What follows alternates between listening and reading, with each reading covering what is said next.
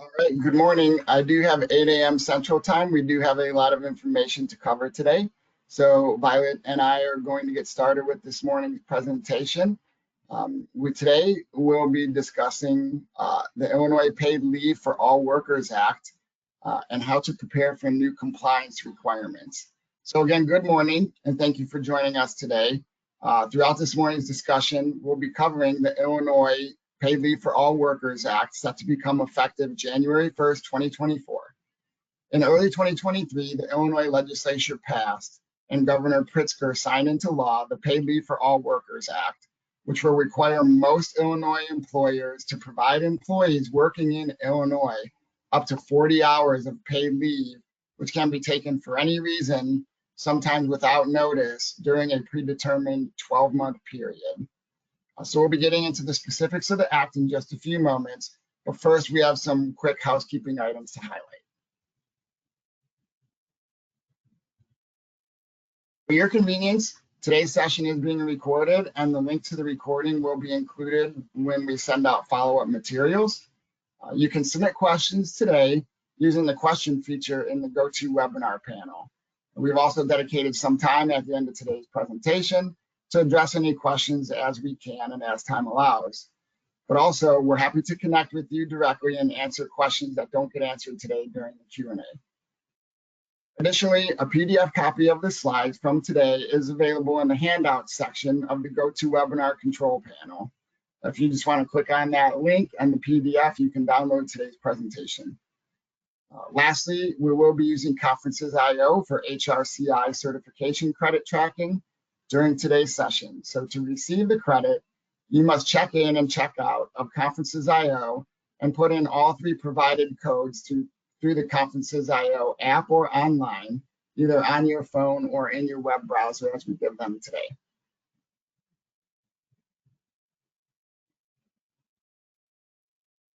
Okay, so if you are wanting HRCI credit for today's attendance, you'll need to check into the session and input the codes on your mobile device or on your computer. So as I said again, there is a link in the chat for you to click to enter Conferences.io directly in your web browser if you choose to do it that way. Or you can scan the QR code in the bottom left-hand corner of this screen with your mobile device and enter the code as they become available. We will have the first code on the next slide. So you can either use your mobile device or your computer.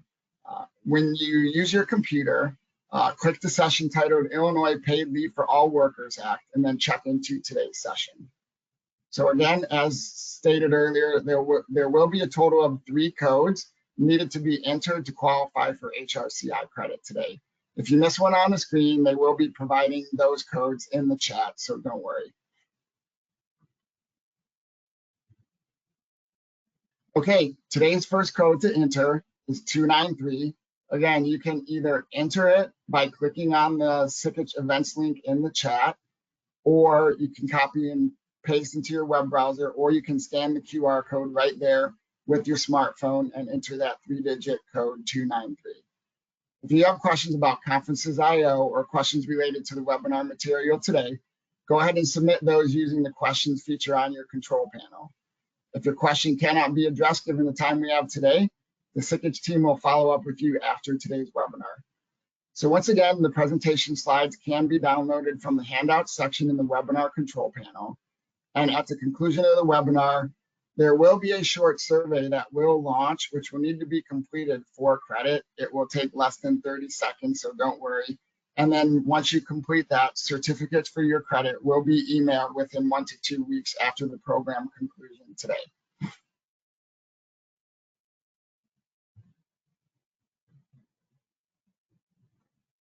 Okay, so just a quick legal disclaimer.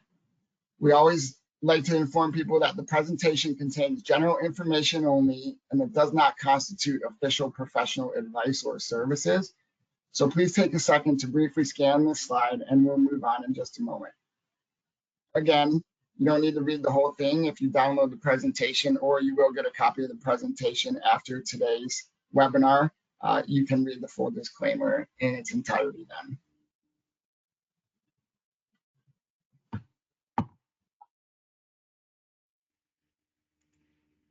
All right. So that's going to conclude all of our housekeeping items, and we're ready to get started. My name is Darren Smith. I'm a manager on the HR advisory team with Sikich. I'm happy to be co-presenting today alongside my colleague Violet Balulis, who is a senior consultant, also on the HR advisory team. Combined, Violet and I bring more than 30 years of HR experience and expertise to today's discussion, and we're happy to be here presenting to you this morning on the very important topic, which will have an impact on most Illinois employers and employees.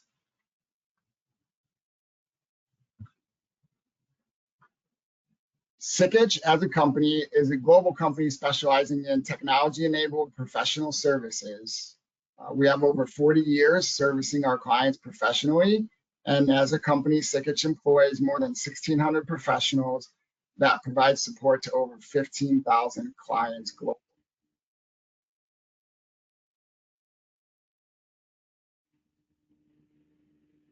Sikich's technology-enabled professional services span across the three service areas of audit, tax, and accounting services, technology services, as well as advisory services. Violet and I come to you today from the Human Capital Management and Payroll Consulting team as part of our advisory services area.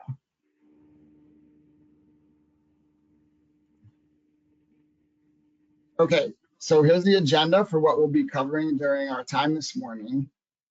We will be covering an overview of the Illinois Paid Leave for All Workers Act.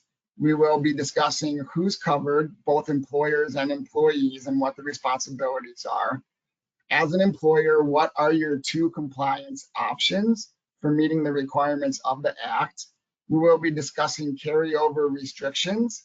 We'll also touch on employee use of paid leave, employee notice and documentation, enforcement and penalties for employers, the overlap with Chicago and Cook County sick leave laws, and what that means for the Illinois Paid Leave for All Workers Act, and also some brief overview of how existing employers can update policies that are in place today and set to be in place when the law goes into effect on January 1st, 2024.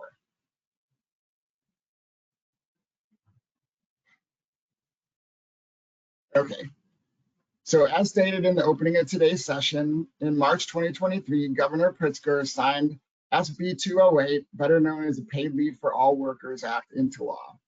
This made Illinois the third state in the nation to mandate paid time off for any reason for employees. Illinois now joins Nevada and Maine as the only other states to mandate such paid leave for workers.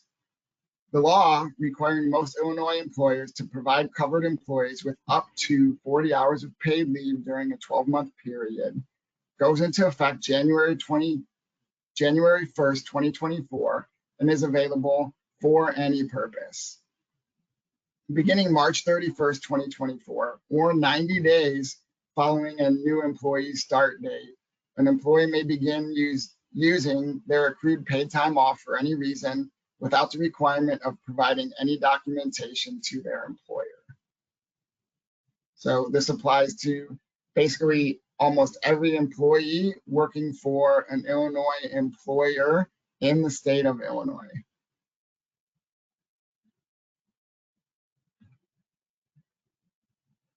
Okay, so as we dive into covered employers and employees, we do have some exemptions and exceptions that we will discuss at a high level. But nearly every employer in Illinois with one employee or more is required to follow this new legislation with very few exceptions. So as of now, what we know from the state of Illinois Department of Labor, only school districts organized under the school code or park districts organized under the park district code are exempt from this law. Unlike other leave laws such as Family Medical Leave Act, there is no threshold minimum number of employees an employer must have for coverage, meaning small employers are covered the exact same way as large employers under the Act. Employers with only one employee will also need to comply with the new Illinois Paid Leave for All Workers Act. So shifting gears to covered employees, let's take a look at the few exceptions here. The new legislation covers nearly all Illinois employees, with the few exceptions that fall into a few narrow groups, as noted here. So all Illinois employees, except those that are covered under the Federal Railroad Unemployment Insurance Act or Railway Labor Act, temporary college or university student employees, certain short-term employees of an institution of higher learning, those employees working in the construction industry covered by a bona fide collective bargaining agreement or CBA, those employees covered by a bona fide CBA whose employer provides services nationally and internationally of delivery, pickup, and transportation of parcels, documents, and freight. And lastly, employees covered by a valid collective bargaining agreement in effect on or after January 1st, 2024, that explicitly waives requirements under this act. This means the act covers all full-time employees, part-time employees, temporary employees, other than those excluded in the list above, as well as paid summer interns.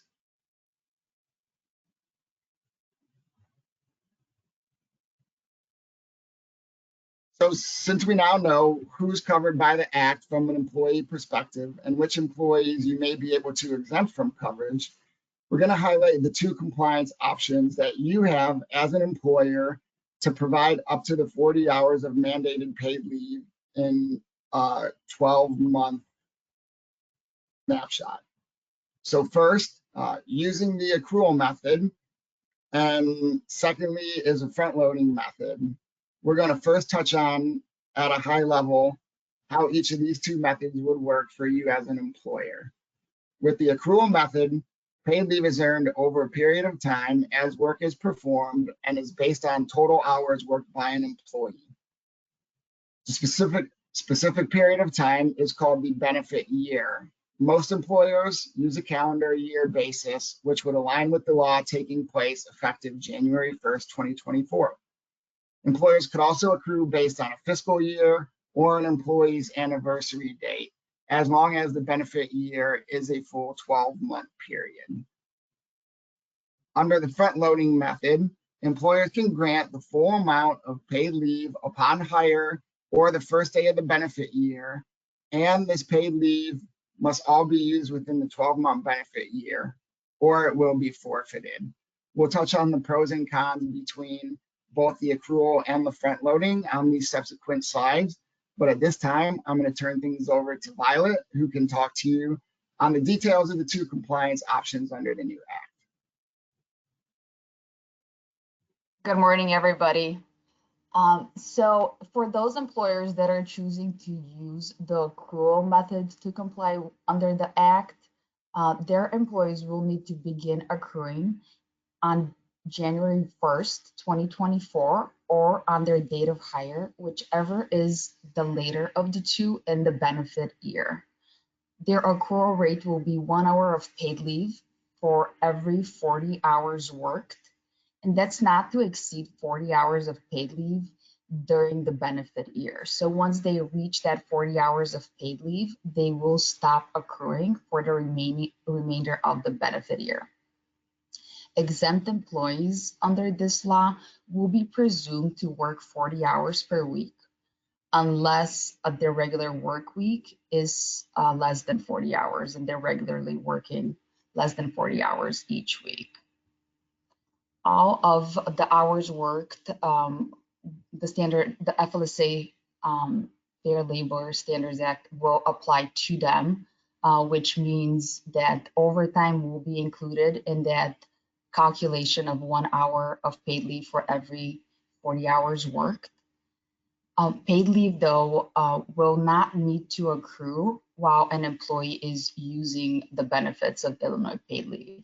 So if employees take some time off and they are using the Illinois paid leave, for that time off, benefits do not need to accrue on that time. So now that we know that there is an accrual cap of 40 hours per benefit year, and that once employees reach that 40-hour accrual cap, they will stop accruing for the remainder of the year, let's talk about when we should expect employees to reach that cap.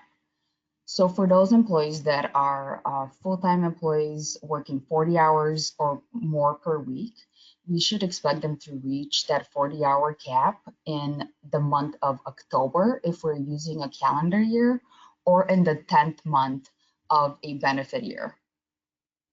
For those employees that are working 31 hours per week, we should expect, or more, we should expect them to reach that cap sometime in December if using a calendar year, or by the end of or the 12th month of a benefit year. It's really important to note here that our part-time employees, so those employees that are working around 20, 25 hours, will most likely never reach the 40-hour accrual cap. And even those employees that are working about 31 hours may never reach the accrual cap if they take a bit of paid time off during the benefit year, because as we mentioned on the previous slide, paid leave does not accrue on paid leave time off taken.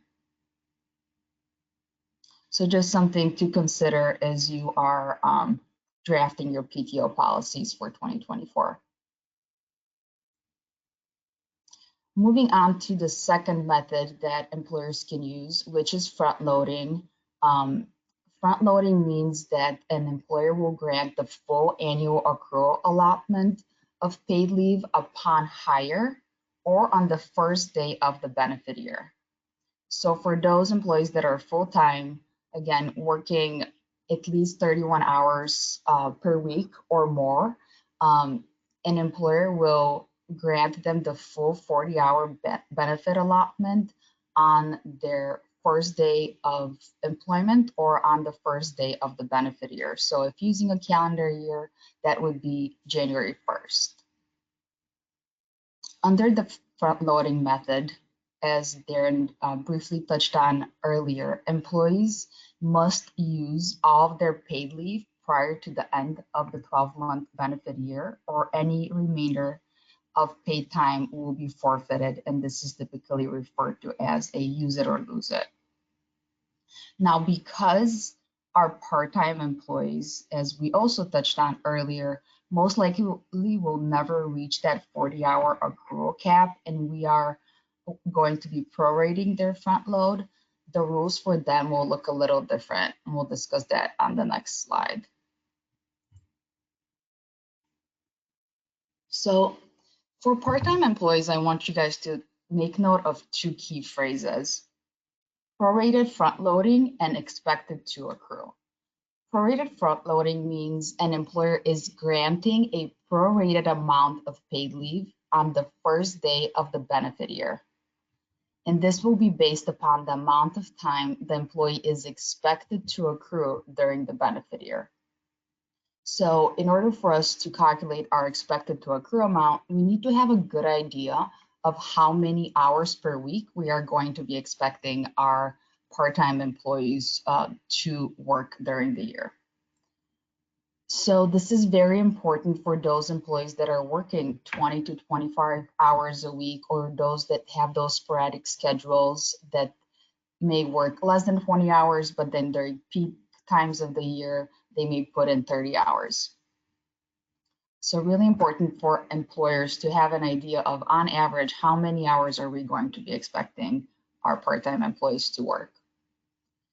For the sake of me giving you an example of how to calculate it, I'll use an example that's pretty simple. Let's take an employee that's scheduled to work 20 hours per week, each week, 52 weeks a year. Let's say this employee does not take any time off. So they're working their 20 hours each week. So in order for us to determine how many hours they will work the entire benefit year, we'll take our 20 hours per week, multiply it by 52 weeks in a year, and we get 1,040 hours. So now that we know that this employee will most likely work 1,040 hours in the benefit year, we'll go back to our accrual formula of 1 hour for every 40 hours worked in order for us to determine what our expected to accrue amount will be. So taking 1,040 hours, we'll divide that by 40 because, again, employees are accruing 1 hour for every 40 hours worked. And our answer is 26 hours. So at the beginning of the benefit year, the employer will grant that 26 hours to an employee that is scheduled to work at least 20 hours, about 20 hours per week. Now, because the full 40 hours of paid leave would not be front-loaded on the first day of the benefit year, this approach would not alleviate the carryover obligation. So I know that this is a lot. If you have any questions on anything that is specifically regarding the calculation for part-time employees, please put those in the chat and we'll be happy to address those at the end of the presentation. At this time, I will turn it back over to my colleague Darren, and he'll go over a little in more detail how carryover works, using the paid leave and employee and employer responsibilities. It looks like we have our second HRCI code, so I'll give you guys a few seconds here to make a note of that code. And again, we'll populate that code in the chat as well, and that is 445. Again, that code is 445, and it looks like we have it in the chat. So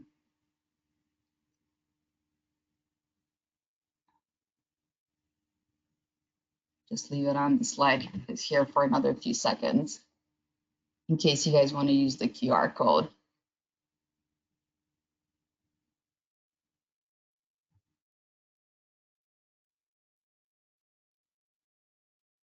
All right. Thank you, Violet.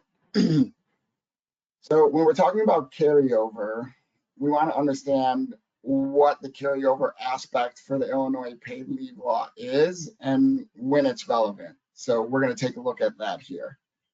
First, the simplest way for employers to comply under the Act is to front load the paid leave for all employees at the beginning of the benefit year. If the full 40 hours is front loaded for full-time employees working 40 hours or more a week, employers essentially eliminate the burden of carryover of any unused time from the previous benefit year. So what if an employer decides not to use the front load for full-time employees and uses the accrual instead? So in this instance, there are a few options which we will discuss. So, but I briefly want to note that for full-time employees, as Violet said on another slide, if you do for part-time employees and it's a prorated front load, there still is a carryover option. But for full-time employees working at least 40 hours a week that you front load the full 40 hours of paid leave for, there is no carryover option for them to carry over any unused accrued paid leave time into the next benefit year. So like I said, we'll talk about the other options for not doing the full front load. So employers can choose to prorate the front load for part-time employees, or employers can opt for the accrual method of providing paid leave, both of which require and come with carryover of unused accrued paid leave into the next benefit year. So in the instance of a 40-hour accrual being prorated for part-time employees, the Act states that they must be allowed to carry over all unused paid leave from one benefit year to the next. And as previously discussed, employers opting to utilize the accrual method for providing paid leave under the Act, they must also allow carryover of all accrued unused paid leave hours from one benefit year to the next. Again, a benefit year being any 12-month period that the employer chooses. It could be a calendar year, which would align with the start of the Act on January 1st. It could be an employee's anniversary date that goes to their next anniversary date, or it could be a company's fiscal year as well. You have the option as the employer, however you want to mandate the application of this leave, and just know that as employees start to accrue, they have 90 days to use, and we'll touch on that a little bit more in detail on a subsequent slide. So as the act is currently written, if a full-time employee accrues 40 hours of paid leave in year one and doesn't use any of the paid leave, he or she must be permitted to carry over all 40 hours of accrued paid leave into the second benefit year. So this employee will then start to accrue paid leave for every hour worked in year two, right? And then if no paid leave hours are used again in year two, this specific employee would be permitted to carry over all 80 hours of accrued unused paid leave from year two into year three. So you have an instance of an employee not using, a full-time employee not using any paid leave under the accrual method, and then they don't use any in year one, they can roll over all 40 hours. They don't use any into year two, they can roll over all 80 hours into the benefit year three. And in just a moment, we're going to discuss several topics regarding an employee's use of leave and whether an employee can use an entire bank of more than 40 hours in any one benefit year, like the example above. But we will touch on that in more detail on another slide.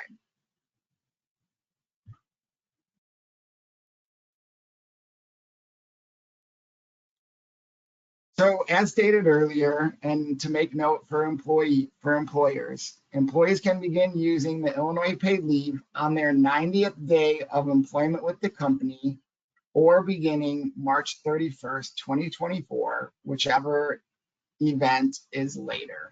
So if you have existing employees in 2023, they will begin to start accruing January 1st, 2024, and they can begin to request paid leave beginning March 31st, 2024. If you have a newly hired employee in 2024, they will start accruing on their date of hire, but they cannot request and take any accrued leave until their 90th day of employment with the company.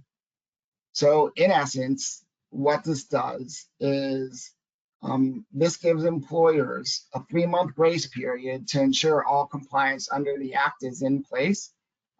As the law goes into effect January 1st, 2024, employees will start accruing or be entitled to the front load amount of paid leave hours, but are not eligible to take the paid leave until March 31st. So even if you choose to front load, employees still have to meet the minimum requirement of that 90-day window in which they cannot request leave once the law goes into effect. So this is basically Illinois giving employers an additional 90 days to make sure everything is in line, compliance related, and that they're ready to start approving and letting employees use the leave as it is requested. So under the act, as you see in bullet point 2 there, employees can use the paid leave for any reason. They do not have to tell the employer what they're using the paid leave for, and you as the employer cannot request a reason for why they are using the leave. Employees can use the leave for vacation, a mental health day, a sick day for themselves or a sick family member, or any other number of reasons that they choose. They don't have to give you a reason that they're taking the leave. As the law is written today, there are currently no limitations within the law on employee utilization of the paid leave. So putting some of your anxiety around how much paid leave an employee can use to rest, an employee under the act right now, employees are limited to using no more than 40 hours of paid leave within a given benefit year, no matter their accrual allotment from carryover hours from year one, year two, etc. So even if they don't use any of the 40, if a full-time employee does not use any of the 40 hours of paid leave and they're on an accrual basis, then they may have accrued up to 80 hours in year 2, but they can use under the law no more than 40 hours in any 12-month benefit year. You as the employer also have the right to set a minimum increment of use at no less than 2 hours of paid leave time for any one instance, meaning employees could not use 15 minutes or 30 minutes of paid leave to cover tardies or instances such as that unless the employer allows it, but there is no specific requirement for the employer to do so. So again, you can draft a well-written policy that states paid Illinois leave must be used in a minimum of 2-hour increments, and this would cover employees not trying to use this time if they're running late or leaving 30 minutes early or things like that. So you would still be able to enforce your attendance policies when it comes to tardies or early releases or things like that. Additionally, as an employer, you cannot mandate an employee taking paid leave to find a replacement or someone to cover their time away as a condition of the paid leave. So if you're in a production environment and an individual calls off an unforeseen situation in the morning and say that they're using paid leave, they cannot be asked to find a replacement by the employer. And lastly, as noted here on the slide, employees will receive their straight time hourly rate of pay for any paid leave taken under the Act. This does not include commissions or gratuities as a paid leave. That's a separate calculation for that. And we will be providing a link to the Illinois Department of Labor FAQ page for you to go ahead and look that up, and you can submit questions directly to the Illinois Department of Labor if you have specific ones related to your business that we're not able to answer. So again, ensuring with those that are commissioned or tipped or gratuitied employees, the hourly wage cannot drop below the applicable minimum wage for the state of Illinois when calculating the straight time hourly rate of pay.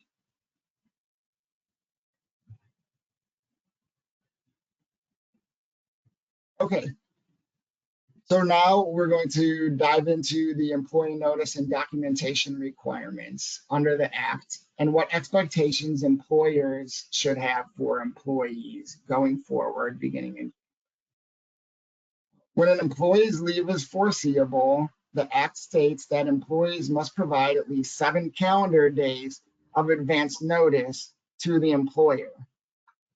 In cases where an employee's leave is unforeseeable, employees must only provide notice as soon as practicable, which in some instances may be no notice at all prior to a phone call requesting the use of paid Illinois leave.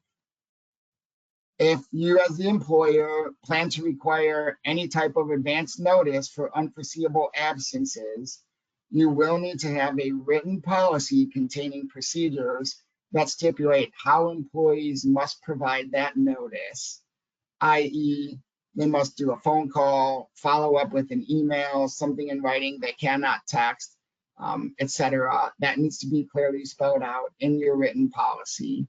And then additionally, employers can't require documentation or certification under the Act to support an employee's need for leave. So in instances where sick leave, an employee may have been previously provided a doctor's note or documentation, that's no longer the case with the Illinois paid leave. However, for other federal leave laws such as Family Medical Leave Act, you may be able to request documentation if you feel a leave qualifies for such as FMLA and if you're an FMLA eligible employer.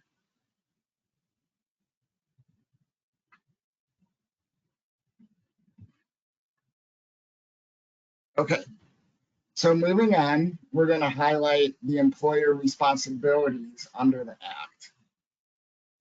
Much like with any new law, a required workplace poster from the Illinois Department of Labor must be posted in a conspicuous place within your premises. At this point, no guidance has been given in the case where employers have a significant portion of remote workers that are not on site at a physical location. So you can either continue to follow the Illinois Department of Labor FAQ page that we will give the link to in the chat later, or you can provide if you have a company intranet, you can put the posting there as well for remote employees until further guidance is given.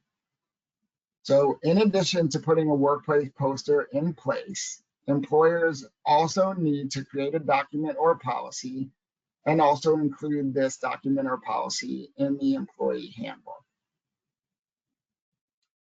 So I do want to clarify that you do not need a separate standalone Illinois Paid Leave for All Workers Act policy.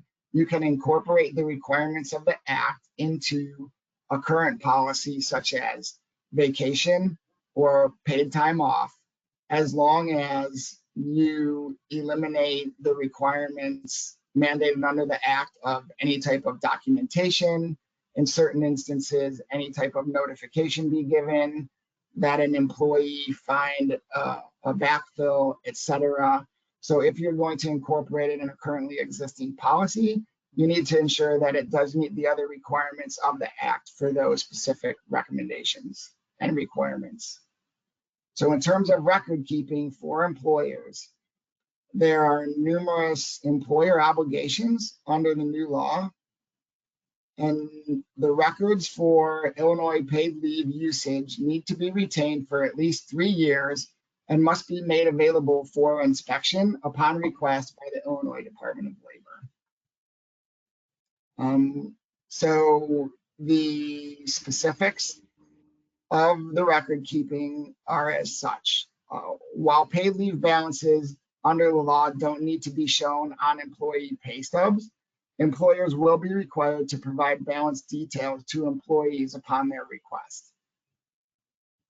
And employers must track employees' hours worked, paid leave accrued, and paid leave used by employees, and also remaining paid leave balances at any point in time during the benefit year. So if an employee comes and requests their current balance, as an employer, your obligation under the Act is that you will have that readily available in a reasonable time to give to the employee or immediately upon request. So now that we've covered these employer responsibilities, from here, I'm going to turn it back over to my colleague Violet to fill you in on more important details around several instances such as the payout of leave upon separation, what happens to leave for transferred or rehired employees, and also enforcement and penalties for employers under the Act starting in 2024. Violet? Thank you, Darren. So when it comes to payout upon separation, employers do not need to pay out unused time from a separate Illinois paid leave bank.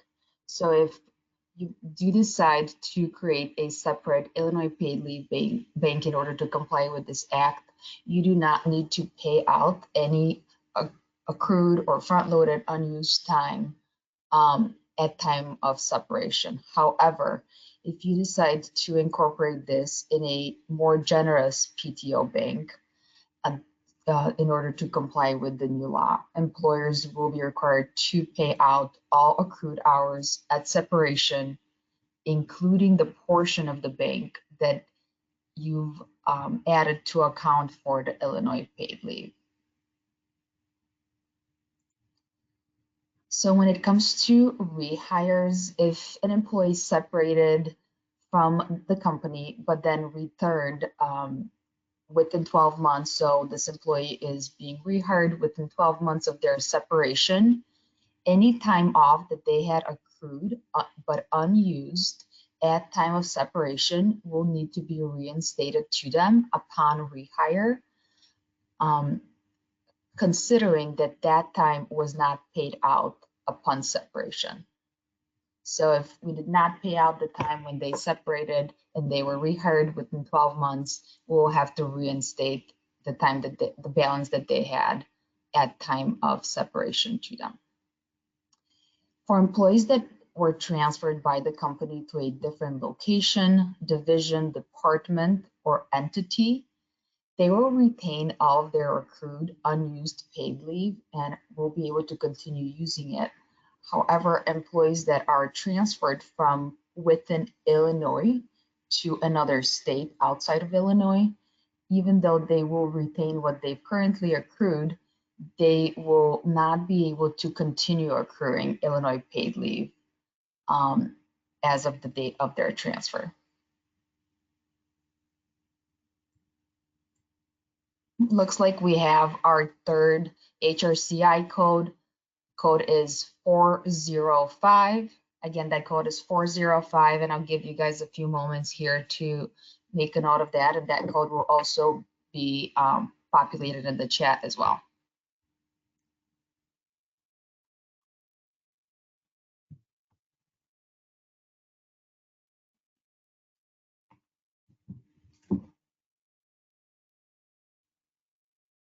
All right, let's move on for the sake of time here.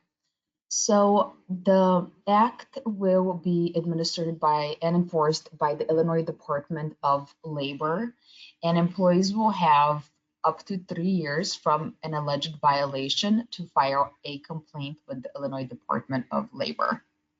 There are 3 types of penalties that are identified for employer violations, and we'll go over them today. First one is damages to affected employees. Those could include actual underpayment, compensatory damages, and up to $1,000 of penalties per offense. The second one is equitable relief for affected employees, which may include attorney's fees, reasonable expert witness fees, and other costs of the action. And then finally, we have civil penalties, which may include a $2,500 fine for each separate offense, a $500 civil penalty for each notice or posting violation, and a $1,000 penalty for each subsequent audit violation. So again, these are pretty hefty penalties that we all do not want to have to be faced with. So let's make sure that we are complying as January 1st, 2024 rolls around. So next we wanted to put it in perspective for you guys as far as how does the Illinois paid leave compared to the current Chicago and Cook County Sick Leave Acts. Looking at this chart, we see some similarities and quite a bit of variances. So let's dive a little deeper into it. Looking at the accrual rate, that's the same for the Illinois paid leave and Chicago Cook County. They are set at 1 hour of paid leave for every 40 hours worked. Accrual cap is the same as well at 40 hours per benefit year. We start noticing differences as we take a look at carryover, minimum increment, reasons for use, and documentation permitted to be requested from employees to support their leave. So when we look at carryover, as Darren discussed on an earlier slide, employees are able to carry over 40 hours after their first year, and then they are able to carry over all unused accrued time for any subsequent years. Whereas with Chicago and Cook County, non-FMLA covered employers are only able to allow their employees to cover a minimum of 20 hours, and FMLA covered employers 60 hours. 40 of those 60, as we are familiar with, need to be used for FMLA eligible reasons.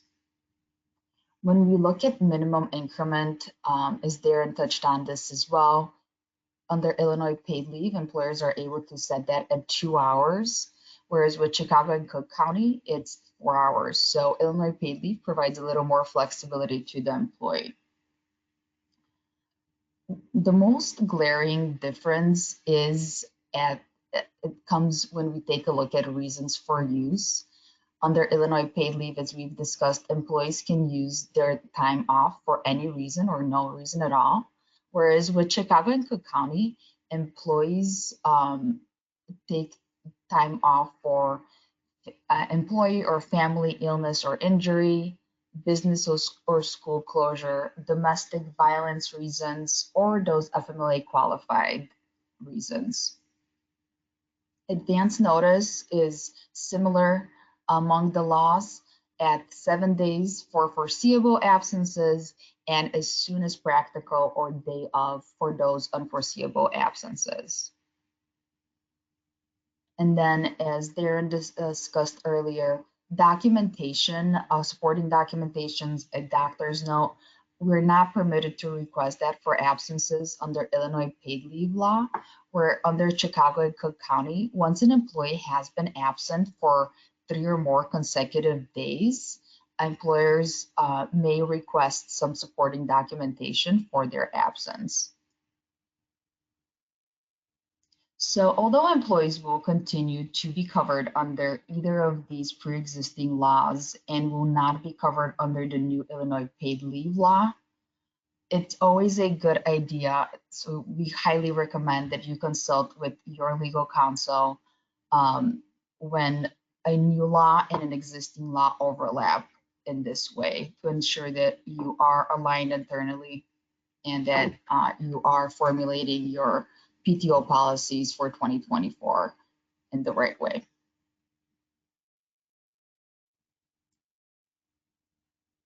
So many initial questions when the act was first passed asked for clarification on whether an additional amount of time was going to need to be given to employees under this new law. And the good news here is that you probably won't need to change what you're providing today, so long as what you provide satisfies that minimum amount of leave required by the new law. If you provide the option at the employee's discretion to take the paid leave for any reason.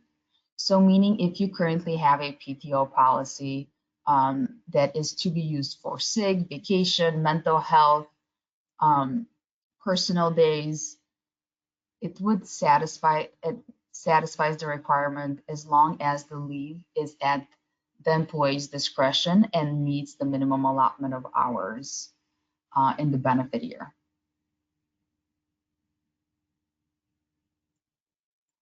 So this concludes our presentation. Thank you so much for joining us this early on in the morning on a Wednesday. As we mentioned earlier, please use the question feature and go to webinar to submit a question. We'll try to get through as many questions as we can this morning.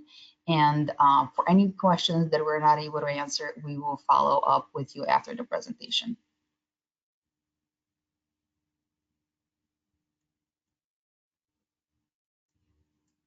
So yeah, Violet, we do have some Q&As, some questions that have already been submitted. Before we jump into those, I want to call out that we do have that the Illinois Department of Labor paid leave link right here on this page. It will also be included on the next slide under our references page. And I do believe that it was also dropped into the chat. And if it was not, we could probably go ahead and add that in here at this time. But we do have some questions, and it looks like we have about 10 minutes to answer some questions that are left in the chat. So I will go ahead and try and get to as many of those as possible for Violet and I to cover before we run out of time.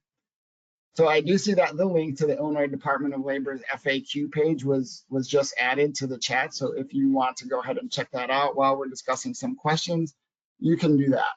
So question number 1 that we have asks, if our current policy requires employees to use PTO or vacation in 4-hour increments, do we need to amend our current policy? So if your existing policy that will be in place on January 1st, 2024, provides for at least 40 hours or more of paid leave that can be used for any reason the employee chooses, the company does not need to modify their policy. So again, keep in mind, those specific terms, right? For any reason that the employee chooses, does not need to give notification in unforeseen instances, does not need to provide documentation, does not need to find a backfill, etc. As long as your existing policy or revised policy that goes into place on January 1st meets that other criteria, you do not need to meet some of these 4-hour increment, 2-hour increment things. You can keep your policy as is, as long as, again, the employee can take for any reason. So I have another one. Are newly hired employees in 2024 able to take paid leave immediately as they accrue?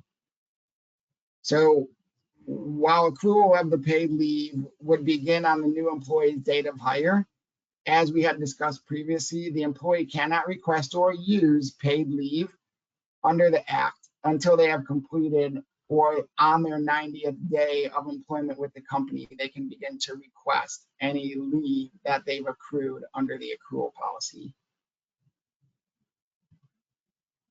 So I have another one. This one asks, if we choose to front load paid leave for employees, an employee uses all eligible paid leave and then quits before the 12-month benefit year is up, can we request the employee to repay the company for that extra paid leave taken? The short answer is no. So you have a choice as the employer whether you choose to provide the paid leave on an accrual basis or you choose to provide it on a front-loaded basis. So if you choose to provide front-loaded paid leave for employees and an employee quits, you cannot ask or make an employee repay paid leave. Benefits such as paid leave that have already been provided can't be retroactively reduced for employees. And additionally, as we discussed, you also do not need to pay out paid leave that has been accrued as long as it's not part of a current policy that would be paid out, like vacation or PTO.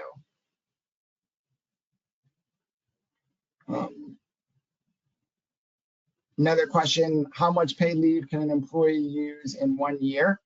We also touched on this, but we did it briefly.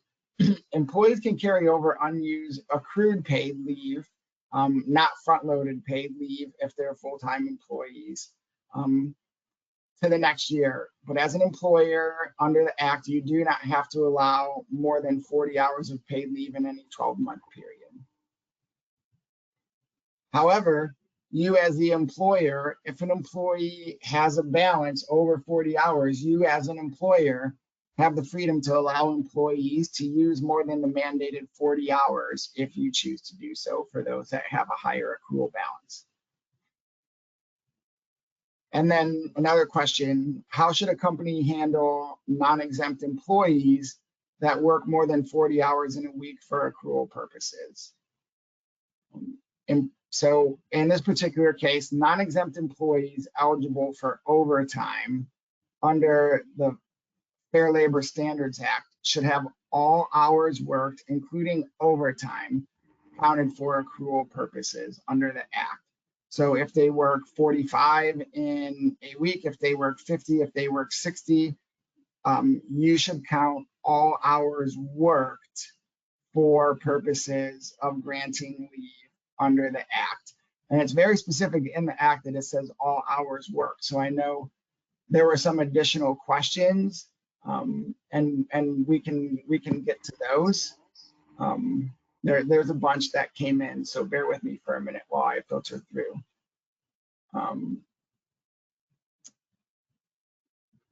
What would the best practice for seasonal workers or occasional workers be? Are all of these employees eligible for the 40 hours of PTO? So no, in the case of seasonal or occasional workers, those would be considered part-time or seasonal employees. And then those you can either use the accrual method. So for every 40 hours that they actually work, you would give them 1 hour of paid leave under the Illinois Paid Leave Act.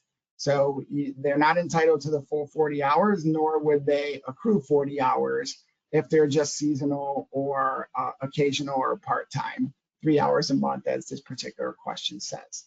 So in that particular case, you can put them on the accrual basis, and then as they work 40 hours, they would accrue 1 hour of the leave.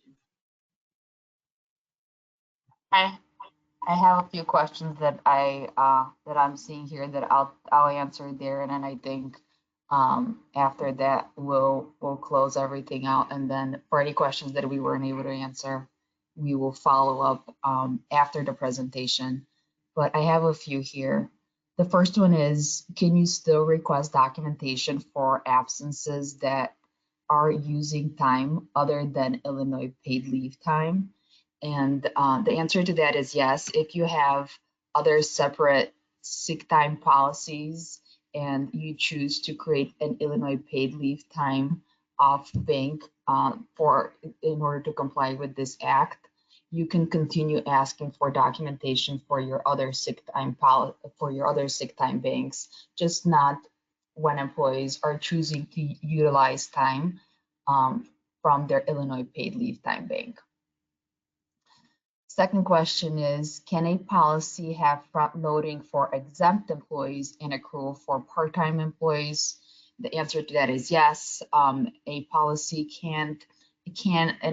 can have a policy where employees that are exempt are front loaded that 40 hours at the beginning of the benefit year, and employees that are part-time will be accruing as they put in time during the benefit year.